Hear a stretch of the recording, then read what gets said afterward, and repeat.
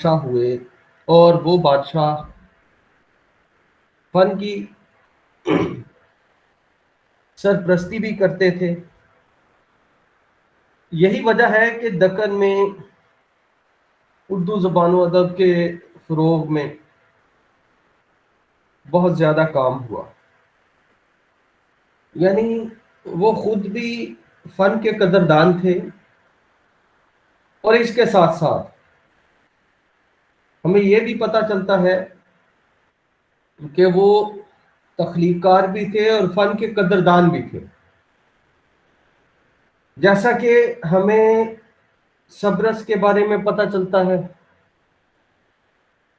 جیسا کہ ہمیں ابن نشاطی کے بارے میں پتہ چلتا ہے. ہمیں یہ بھی پتہ چلتا ہے کہ ابن نشاطی کے بہت زیادہ ہمارے سامنے احوال تو نہیں ہے، حالات تو نہیں ہے،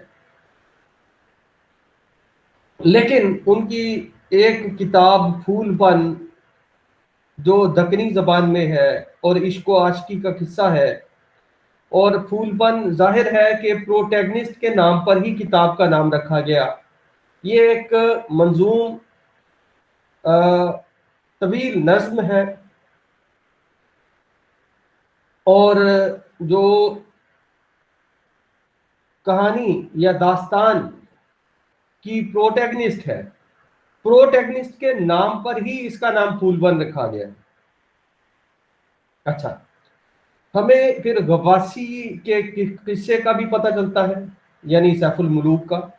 وہ بھی دکنی یا دکھنی زبان میں لکھا گیا، اور ظاہر ہے کہ اردو ہی کے مختلف نام ہیں. یعنی دکن میں جب اردو پہنچتی ہے تو اسے دکنی یا دکھنی یا دکنی کہا جاتا ہے. اسی طرح ہمیں پتہ چلتا ہے کہ میر حسن نے اپنے تذکرے میں ملا وجہی کی تصنیف اور ملا وجہی کے بارے میں لکھا. میر حسن نے اپنے تذکرے میں ظاہر ہے لکھا، اور پھر ہمیں نصرتی نے گلشن عشق نامی ایک تذکرہ لکھا، اس کا بھی ہمیں پتہ چلتا ہے. اچھا دیکھیے، جو صبرس ہے، صبرس ایک بہت اہم کتاب ہے. مولانا وجہی کہہ لیجئے، ملا وجہی کہہ لیجئے، اور یہ دکنی یا دکھنی نثر میں لکھی گئی ہے، اور اس کو تصنیف مولانا وجہی یا ملا وجہی نے کیا تھا. مولانا وجہی فی الاصل سلطان عبداللہ قطب شاہ کے درباری شاعر اور غواسی کے معاصر تھے. معاصر کہتے ہیں ہم عصر کو، ایک ہی عہد کے لوگوں کو.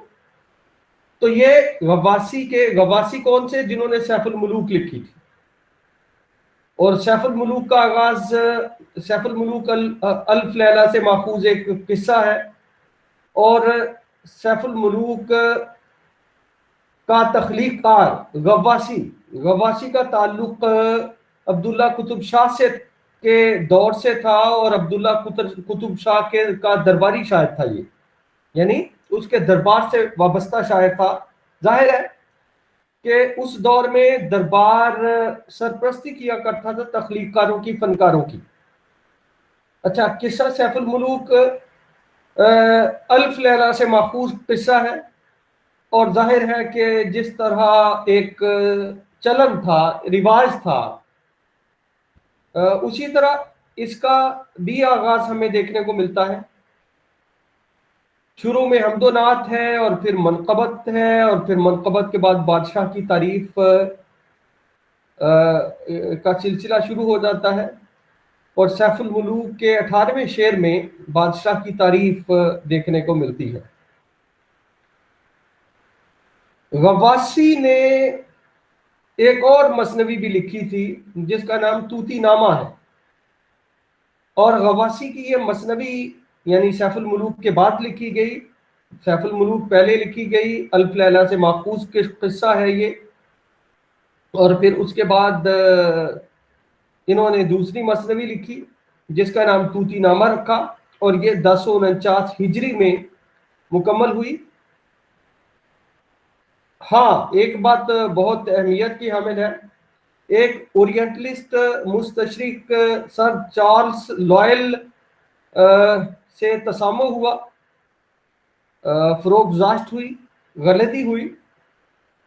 سر چارلس لوئل ابن نشاتی کے نام سے موسوم کرتے ہیں یا منسوب کرتے ہیں غواصی کی مثنوی طوطی نامہ کو، جبکہ یہ ابن نشاتی کی نہیں ہے، یہ غواصی کی ہے، اور غواصی عبداللہ قطب شاہ کا درباری شاعر تھا، اور غواصی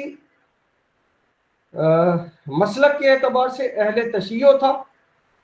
اچھا، اب آپ دیکھیے کہ یہ 1049 ہجری میں انہوں نے اپنی دوسری مثنوی مکمل کی غواصی نے۔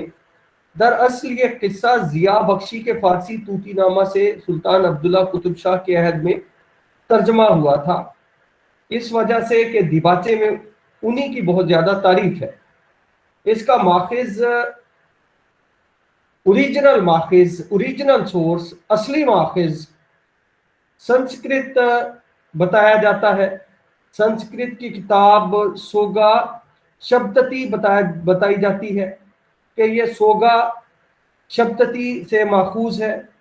غواصی کے اس قصے سے حیدر بخش حیدری نے ووٹ فلم کالج کے مدرس کے طور پر، منشی کے طور پر اپنا مشہور طوطی نامہ 1801 عیسوی میں مکمل کیا تھا۔ غواصی وہی جس نے سیف الملوک لکھی، جس نے طوطی نامہ مثنوی لکھی، جو عبداللہ قطب شاہ کا درباری شاعر تھا۔ غواصی نے اپنا تخلص ایک ترجیح بند میں ظاہر کیا ہے، اور سر تصنیف دیباچے سے 1639 عیسوی بمطابق یکم رجب 1049 ہجری سال تصریف برآمد ہوتا ہے۔ غواصی گولکنڈے کے باشندے اور سلطان عبداللہ قطب شاہ کے معاصر ہیں۔ نصرتی نے گلشن عشق میں ان کا تذکرہ کیا ہے۔ کن کا تذکرہ کیا؟ غواصی کا۔ نصرتی نے اپنی کتاب میں ان کا تذکرہ کیا ہے۔ نصرتی کی کتاب ہے گلشن عشق، اور گلشن عشق میں غواصی کا تذکرہ نصرتی نے کیا ہے۔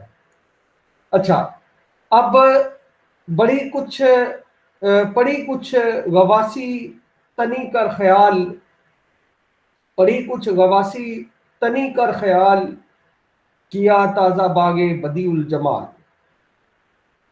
میر حسن اپنے تذکرے میں لکھتے ہیں، ظاہر ہے میر حسن نے اپنا تذکرہ فارسی میں لکھا ہے۔ غواصی تخلص در وقت جہانگیر 1014 ہجری 1037 ہجری بود طوطی نامہ بخشی را نمود است بزبان قدیم، نصف فارسی نصف ہندی، بطور بکٹ کہانی۔ سرسری دیدے بودم شیر آں نظم یاد نیست۔ یہ لکھا ہے میر حسن نے اپنے تذکرے میں غواصی کے حوالے سے۔ صبرس لکھنے والے ظاہر ہے مولانا وجہی ہے یا ملا وجہی ہے، ملا وجہی کے نام سے معروف ہے، اور صبرس کی تدوین کا فریضہ ڈاکٹر مولوی عبدالحق صاحب سیکرٹری انجمن ترقی اردو نے تدوین کا فریضہ سر انجام دیا۔ بہت سارے دکنی متون کی تدوین کا فریضہ ڈاکٹر مولوی عبدالحق صاحب نے سر انجام دیا۔ صبرس ایک ضروری کتاب ہے جس کو دکنی نثر میں ظاہر ہے مولانا وجہی یا ملا وجہی نے تصنیف کیا تھا۔ مولانا وجہی یا ملا وجہی موصوف سلطان عبداللہ قطب شاہ کے درباری شاعر اور غواصی کے معاصر تھے۔ اب ہمیں پتہ ہے غواصی کون سے ہیں۔ غواصی جنہوں نے سیف الملوک مثنوی لکھی، غواصی جنہوں نے طوطی نامہ مثنوی لکھی، اور غواصی جو عبداللہ قطب شاہ کے درباری شاعر تھے، دربار سے وابستہ شاعر تھے، یہ ہمیں سب پتہ ہے۔ اور غواسی کے معاصر تھے، کنٹمپوریری تھے، ہم عصر تھے، کون؟ مولانا وجیح یا ملا وجیح۔ اب آپ دیکھیے جو کتاب سبرس ہے، یہ کتاب سلطان عبداللہ قطب شاہ کے حکم سے 1040 ہجری یا 1045 ہجری میں تصنیف ہوئی تھی۔ قدیم نصری نمونوں میں جو دکن میں پائے جاتے ہیں یا دکن میں پائے جاتے ہیں، یا جن کا ذکر ہوتا ہے دکنی حوالے سے یا دکنی نثر کے طور پر، تو سبرس سے پہلے بھی قدیم دکنی نثر میں نمونے ملتے ہیں، لیکن وہ سب مذہبی یا تصوف میں ہے۔ سب سے بڑی خوبی سبرس جیسی کتاب کی مولوی عبدالحق نے کچھ اس طرح سے بتائی ہے۔ ظاہر ہے مولوی عبدالحق ہی پہلے محقق اور مدون ہے جو سبرس کو منظر عام پر لے کر آئے۔ مولوی عبدالحق کی کاوشوں سے ہی سبرس منظر عام پر آئی، پبلک کی نظروں میں آئی۔ اس کی خوبی مولوی عبدالحق یہ بتاتے ہیں کہ یہ ایک مسلسل قصہ ہے، نیز یہ کہ اس کی عبارت ادبی شان رکھتی ہے اور نثر مقفع ہے، یعنی اس میں اس کی نثر میں قوافی کا اہتمام کیا گیا ہے، قافیے استعمال کیے گئے ہیں، اندرونی قافیوں کا بھی استعمال کیا گیا ہے۔ ڈاکٹر مولوی عبدالحق نے لکھا ہے کہ جیسا کہ فارسی میں ظہوری کا رنگ ہے، زبان سبرس کی زبان کی اگر بات کی جائے تو سبرس کی زبان بہت صاف اور سادہ ہے اور قصے میں روانی پائی جاتی ہے۔ نفس قصہ مختصر ہے، لیکن اس میں جا بجا اشعار کا حسب موقع استعمال کیا گیا ہے۔ مثلا عشق کے حوالے سے اشعار ہے، عقل کو ڈیفائن کرنے کے لیے اشعار ہے، شجاعت، دلیری، بہادری کے حوالے سے اشعار ہیں، حرص، لوبھ، ہوس، لالچ کے حوالے سے موقع کی مناسبت سے سبرس میں ملا وجیح اشعار لائے ہیں۔ اور موضوع کا اہتمام کیا گیا ہے، مثلا حسب موقع عشق ہے، عقل ہے، شجاعت ہے، حرص ہے۔ تو ان موضوعات کو پیش نظر رکھتے ہوئے ملا وجیح اشعار کا اہتمام کرتے ہیں یا انہوں نے اشعار کا اہتمام کیا ہے۔ سبرس کی زبان بھی مقامی ہے، جیسی کہ قطب شاہی دور کے مختلف شعراء کی زبان ہے۔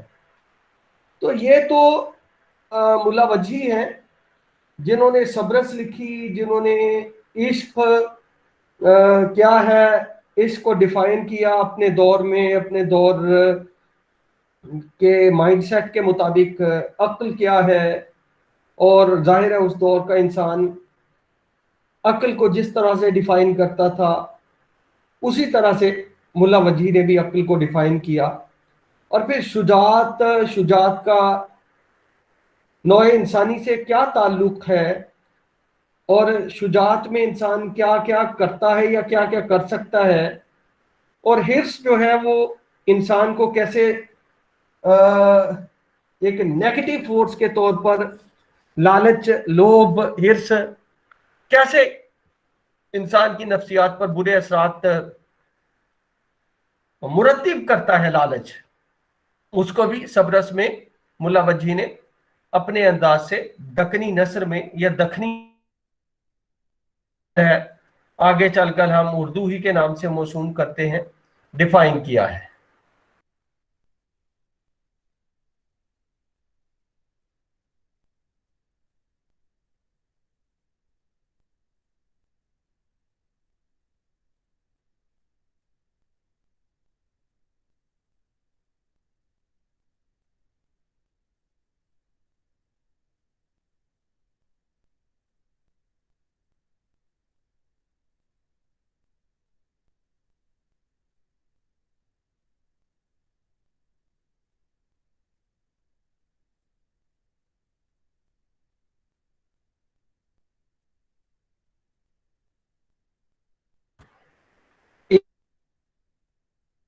زندگی کے ساتھ کیا تعلق ہے، عقل ہے، عقل کا انسان کی زندگی میں کیا کردار ہے، شجاعت ہے، شجاعت کا انسانوں کی نفسیات سے کیا تعلق ہے، ان کی زندگی سے کیا تعلق ہے، اور ہرس جو ہے انسان کو کیسے تباہ کرتا ہے، وغیرہ وغیرہ، یا ہرس کا انسان کی نفسیات پر کیا اثر پڑتا ہے۔ اگر ظاہر ہے ایک بری چیز ہے تو اس کے برے ہی اثرات ہوتے ہیں۔ تو یہ تو سبرس مولانا یا ملا وجہی ہیں۔ پھر ہمارے سامنے دکنی یا دکنی نثر میں ایک اور نام تحسین الدین کا آتا ہے۔ ممکن ہے یہ نام ہو یا کوئی خطاب، غرض ہے کہ ان بزرگ نے ایک مثنوی لکھی جس کا نام کام روپ کلا ہے۔ تحسین الدین نے ایک مثنوی حوالہ قلم کی جس کا نام کام روپ کلا ہے۔ کام روپ کلا، کلا شاہ لنکا کی بیٹی قصے کی پروٹیگنسٹ ہے، اور کام روپ شاہ اودھ کا بیٹا ہیرو ہے۔ قصہ یہ ہے کہ یہ دونوں خواب میں ایک دوسرے پر عاشق ہو گئے، لیکن بات امیجینیشن کی ہے، بات خواب کی ہے، ڈریم کی ہے، یعنی کلا جو ہے وہ شاہ لنکا یعنی لنکا کے بادشاہ کی بیٹی ہے، قصے کی ہیروئن ہے، قصے کی پروٹیگنسٹ ہے، اور کامروپ شاہ اودھ کا بیٹا ہیرو ہے۔ قصہ یہ ہے کہ یہ دونوں خواب میں ایک دوسرے پر عاشق ہو گئے، جیسا کہ الف لیلہ میں چین والی شہزادی کی نسبت آپ کو پتہ چلتا ہے۔ کامروپ اپنی نادیدہ بادشاہ ہے اودھ کا، اودھ کے بادشاہ کا بیٹا ہے کامروپ۔ کامروپ اپنی نادیدہ بلکہ خواب دیدہ معشوق کی تلاش میں ملکوں ملکوں پھرتا۔ ظاہر ہے بادشاہ کا بیٹا ہے تو ملکوں ملکوں پھر سکتا تھا۔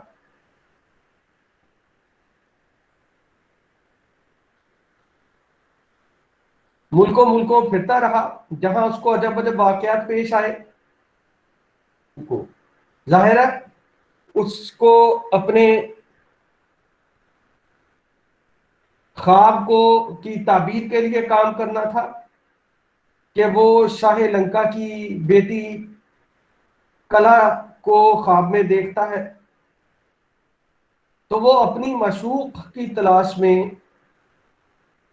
خواب دیدہ معشوق کی تلاش میں وہ نکل پڑتا ہے، ملکوں ملکوں پھرتا ہے، اور ظاہر ہے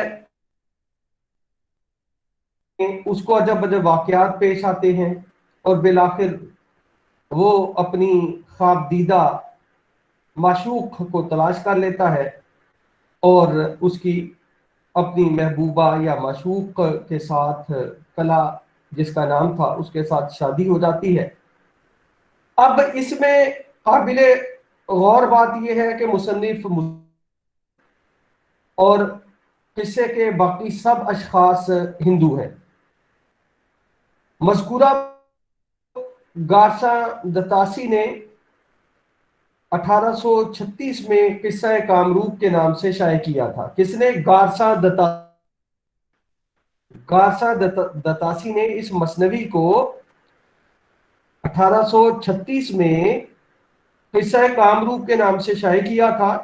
یہ بات بھی دلچسپی سے خالی نہیں ہے کہ مشہور جرمن شاعر گوئٹے نے اس نظم کو ترجمہ کر کے، یعنی ترجمہ کروا کر اپنی زبان میں، یعنی اس نے سنا اور اس سے جرمن شاعر گوئٹے بہت محظوظ ہوا تھا۔ اچھا جی، اس کے بعد ایک اور مصنف ہمارے سامنے آتے ہیں تحسین الدین کے بعد۔ تحسین الدین جنہوں نے مثنوی لکھی تھی کامروپ کلا، کامروپ کلا کے مصنف تحسین الدین کے بعد ایک اور مصنف دکنی نثر کے ہمارے سامنے آتے ہیں۔ ان کا نام ہے ملا قطبی. انہوں نے 1046 ہجری میں ایک تحفۃ النصائح کا ترجمہ زبان فارسی سے دکنی یا دکنی نثر میں کیا تھا. یہ کتاب یوسف دہلوی نے 795 ہجری میں اپنے بیٹے کی تعلیم کے واسطے تصنیف کی تھی. یہ 786 بند کا ایک قصیدہ ہے جسے ملا قطبی نے اسی بحر اور ردیف و قافیہ میں ترجمہ کیا ہے. اچھا، ملا قطبی کے بعد یعنی ملا قطبی کی کتاب تحفۃ النصائح کے بعد جنیدی، اس کی نسبت اور کچھ معلوم نہیں. جنیدی جو اگلا مصنف ہے ملا قطبی کے بعد، اس کی نسبت یعنی جنیدی کے بارے میں کچھ معلوم نہیں سوائے اس کے کہ وہ ایک مثنوی ماہ پیکر کے مؤلف ہیں. جنیدی نے ایک مثنوی لکھی ماہ پیکر. یہی پتہ چلتا ہے کہ جی ماہ پیکر مثنوی کے مؤلف جنیدی ہیں، جس کا سن تصنیف 1064 ہجری پتہ چلتا ہے. 1064 ہجری جنیدی کی مثنوی ماہ پیکر. ان کے بعد ایک اور دکن کے لکھنے والے ہیں، طبئی ان کا نام ہے. گولکنڈہ کے رہنے والے تھے طبئی. سلطان عبداللہ قطب شاہ کے کنٹمپریری تھے، معاصر تھے، ہم عصر تھے. ان کی ایک مثنوی بہرام و گل اندام ہے. یہ طبئی جو گولکنڈہ کے رہنے والے تھے اور سلطان عبداللہ قطب شاہ کے ہم عصر تھے، ان کی مثنوی ہے بہرام و گل اندام، جس کا مضمون ہفت پیکر نظامی سے ماخوذ ہے. یعنی یہ جو بہرام و گل اندام مثنوی ہے، اس کا مضمون ہفت پیکر جو نظامی کی مثنوی ہے، اس کا مضمون، اس کا کانٹینٹ وہاں سے ماخوذ ہے. یعنی یہ قصہ کہہ لیجیے، یہ اس کا بنیادی سورس نظامی کی کتاب ہفت پیکر ہے. طبئی جو گولکنڈے کے رہنے والے تھے، ان کی مثنوی بہرام و گل اندام، اس کا سن تصنیف 1081 ہجری ہے. دیباچہ شاہ راجو حسینی، اس کا دیباچہ جو ہے وہ شاہ راجو حسینی کے نام سے ہے، جو گولکنڈہ کے ایک بہت اہم بزرگ اور اولیاء اللہ سے تھے. اور خاتمے پر یعنی جب کتاب کا اس مثنوی کا اختتام ہوتا ہے تو اختتام پر ابو الحسن تانا شاہ کی تعریف ہے. یہ تقریباً 1300-1400 شعر کی مثنوی ہے بہرام و گل اندام، جو طبئی کی مثنوی ہے، اور یہ 1300-1400 اشعار کی مثنوی ہے. یعنی 1300-1400 اشعار پر مشتمل مثنوی ہے طبئی کی. اس کے بعد ابو الحسن قطب شاہ 1674 یعنی آپ یوں کہہ لیجئے کہ ابو الحسن قطب شاہ آ جاتے ہیں. ابو الحسن قطب شاہ مشہور بتانا شاہ، گولکنڈہ کا سب سے آخری تاجدار، نہایت عیش پسند اور نازک دماغ تھا. یہ خود بھی نہایت قابل اور تخلیق کاروں کا قدردان تھا. ایک شعر تذکرہ گلشن ہند میں ابو الحسن قطب شاہ یعنی تانا شاہ گولکنڈہ کے نام سے منسوب ہے. یہ عبداللہ شاہ کا داماد تھا. کون؟ ابو الحسن قطب شاہ عبداللہ شاہ کا داماد تھا.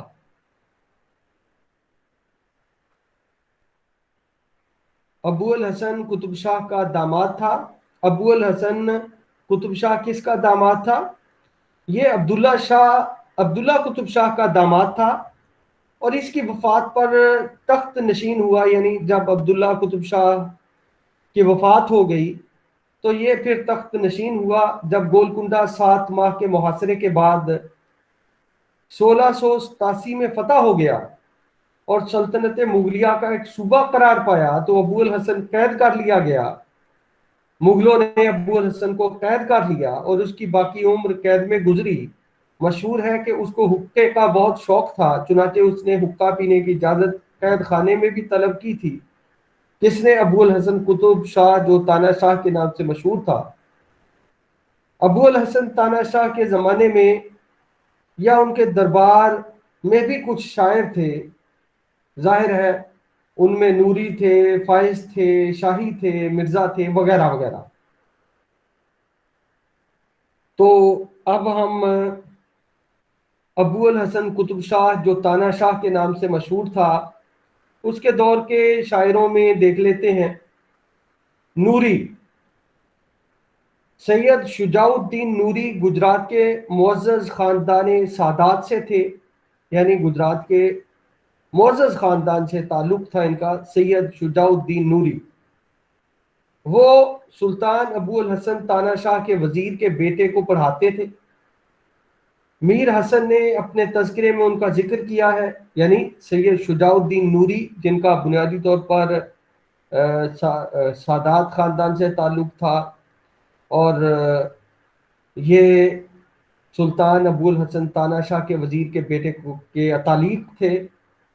میر حسن نے اپنے تذکرے میں سید شجاع الدین نوری کا ذکر کیا ہے۔ ان کو ان ملا نوری سے نہ ملانا چاہیے جو فیضی کے دوست تھے، اور جن کا ایک شعر قائم نے اپنے تذکرے میں نقل کیا ہے۔ گارسا دتاسی اور سر چارلس لوئل نے